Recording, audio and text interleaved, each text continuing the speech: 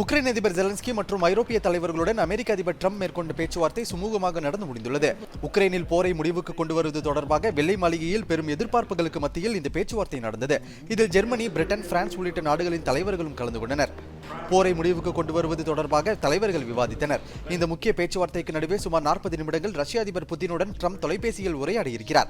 இதனை ரஷ்ய அதிபர் மாளிகையும் உறுதிப்படுத்தியுள்ளது. இருவரும் என்ன பேசினார்கள் என்பது தெளிவாக தெரியவில்லை.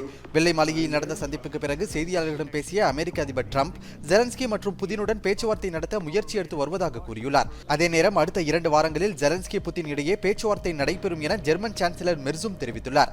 புதினுடன் பேச தயாராக இருப்பதாக ஜெலன்ஸ்கியும் அறிவித்துள்ளார். இதுவரை ட்ரம்புடன் நடந்த சந்திப்புகளிலேயே இதுதான் மிகச்சிறப்பாக அமைந்தது என ஜெலன்ஸ்கி மகிழ்ச்சி தெரிவித்துள்ளார். இருப்பினும் உக்ரைனுக்கு பாதுகாப்பு உத்தரவாதத்தை அமெரிக்கா வழங்குமா என்கிற கேள்விக்கு இதுவரை தெளிவான பதில் இல்லை.